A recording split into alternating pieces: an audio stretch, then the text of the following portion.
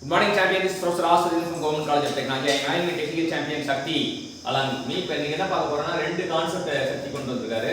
First கான்செப்ட்ல என்ன பார்க்க போறோம்? Young's modulus is equal to 120 GPa. Rigidity modulus is equal to 50 GPa. Young's modulus is equal to 2G into 1 plus mu. So mu கண்டுபிடிக்கணும் 120 250 2 into 1500 1 plus mu கூட 0.2 வரும். So நம்ம என்ன இந்த கான்செப்ட்ல என்ன அப்படின்னு பார்த்தீங்கன்னா இந்த கான்செப்ட் வந்து பாய்சான் ரேஷியோ கேட்குறாங்க. அதாவது என்ன அப்படின்னா யங்ஸ் மாடுலஸும் ரிஜிடிட்டி மாடுலஸும் கொடுத்துட்டு பாய்சான் ரேஷியோ கேட்குறாங்க. அப்போ நம்ம வந்து ரிலேஷன் எழுதுறோம் யங்ஸ் மாடுலஸுக்கும் ரிஜிடிட்டி மாடுலஸுக்கும் பாய்சான் ரேஷியோக்கும் உள்ள ரிலேஷன் எழுதுறோம். ரிலேஷன் எழுதி கண்டுபிடிக்கும். இந்த மாதிரி ப்ராப்ளம் வந்து it is a most expected question சொல்லலாம். ஏன்னா வந்து ஃபார்முலா வந்து சிறுசாக இருக்கு.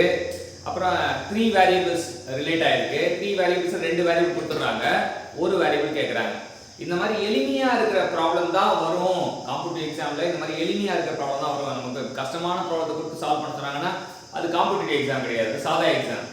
ஆனா வந்து எளிமையான ப்ராப்ளம் தான் வரும் அப்படின்னா இது வந்து ரொம்ப simple. Equal to 2g 1 plus mu அப்படிங்கிற ஃபார்முலா தான் யூஸ் பண்றோம். அதுல e கொடுத்துட்டாங்க, g கொடுத்துட்டாங்க, mu கேக்குறாங்க, 0.2 சொல்லிட்டு அடுத்த கான்செப்ட் என்னன்னு பார்ப்போம். அடுத்த concept thermal strain. Thermal strain due to change in temperature is given by epsilon is equal to alpha into delta T, where alpha is coefficient of thermal expansion, delta T change in temperature of the component. When the strain is sustained, the stress induced in the component, which is called thermal stress. So வந்து என்ன பண்றாங்க அப்படின்னா thermal strain அப்படின்னா வந்து எதனால அப்படின்னா due to change temperature நடக்குது.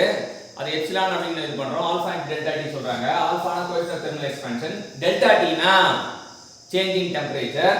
இத வந்து என்ன தெர்மல் ஸ்ட்ரெஸ் எப்போ உருவாகுதுன்னா ஸ்ட்ரெயினை வந்து ரெஸ்ட்ரெயின் பண்ணும்போது தான் ஸ்ட்ரெஸ் உருவாகும் அப்படின்னு தெரிஞ்சுக்கலாம். ஸ்ட்ரெயினை நம்ம ரெஸ்ட்ரெயின் பண்ணும்போது தான் தெர்மல் ஸ்ட்ரெஸ்ஸே உருவாகும்னு தெரிஞ்சுக்கலாம். ஸோ இன்னைக்கு என்ன பார்த்தோம்னா ரெண்டு கான்செப்ட் பார்த்தோம். ஒன்று வந்து ரிலேஷன் பிட்வீன் எலாஸ்டிக் கான்ஸ்டன்ட்ல வந்து Young's modulus, rigidity modulus, Poisson ratio உள்ள அந்த ரிலேஷன் பார்த்தோம்.